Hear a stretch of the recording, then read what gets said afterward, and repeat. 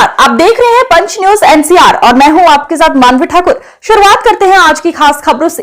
बनेगी क्योंकि बिहार के इलेक्शन के बाद नहीं लगता है रीजनल पार्टीज के जो उम्मीद है वो हार चुके हैं शायद। नहीं देखिए, आरजेडी आपके दोस्त पार्टी है, संगीत साथ में कांग्रेस है, आप सारे अलायंस है। बिहार के इलेक्शन आपको कहीं लगता है कि रीजनल पार्टीज के बड़ा ठोस है इसमें? देखिए चुनाव हार जीत और उसे सीख मिलती है। आप पॉपुलर हो सकते हैं, आपको वोट ज्यादा मिलेगा, लेकिन बीजेपी की जो मशीनरी है, बीजेपी का जो काम करने का तरीका है, बीजेपी जिन इश्यूज को लेकर के ग्रास रूट तक जाते हैं। मान लीजिए उन्होंने अब ये कहना शुरू किया है कि महिलाओं ने बहुत उन्हें वोट दिया है, विमेन वोट ज्यादा मिला है उनको, ये तो बताया जा सकता है, लेकिन आप 10,000 रुपए कब तक देंगे?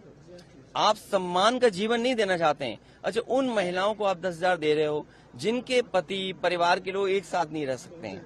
देखिए, दुख की बात यह है कि बिहार यूपी वो स्टेट है जहाँ के सबसे ज्यादा लोग बाहर जाते हैं, वो अपने परिवार को छोड़ के जाते हैं। परिवार के साथ परिवार की तरह रहें, उसके लिए सरकार काम नहीं कर रही है। बस 10,000 रुपए देकर के वोट ले लिया, बाद में जैसे और स्टेटों में इन्होंने किया है कि नंबर्स कम कर देना है, बाद में नियम बना देंगे, रूल्स बना देंगे, बाद में पता लगा कि उतनी हमारी माता बहनों को मदद नहीं मिल रही। सेम महाराष्ट्र में और किसी स्टेट में इसी तरह का काम होता है। आप कैसे रीड करते हैं सर, क्योंकि काफी सालों से आप पॉलिटिक्स को देखते जा रहे हैं। बीजेपी का इस बेहतरीन विन कहा जा रहा है उनके तरफ से, इंडिया का बेहतरीन विन जेडीयू को, आप कैसे देखते हैं सर? नहीं, इतना सीट जीते हैं, 202 डबल सेंचुरी, हजम नहीं हो रहा।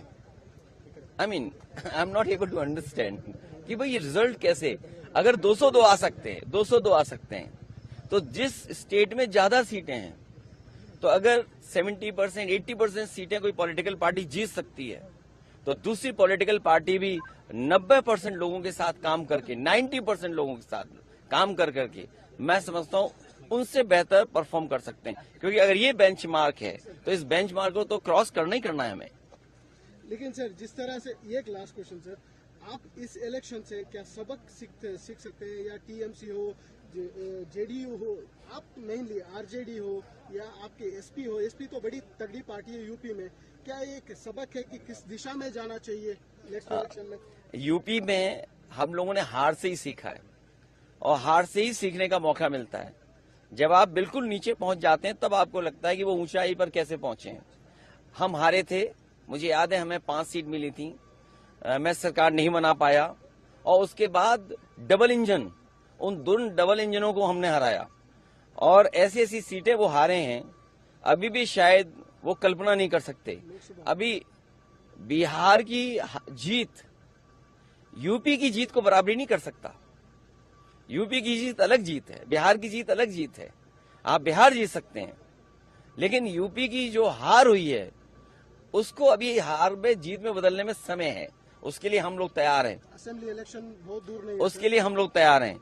आज जब हम और आप मिल रहे हैं, हो सकता है कि अगर 11 जनवरी 2027, अगर 11 जनवरी 2027 को डिक्लेयर होता है इलेक्शन, तो आज हमारे पास 423-424 दिन है, और यूपी में 403 असेंबली हैं, तो हमारे पास 20 ही दिन तो स्पेयर में है।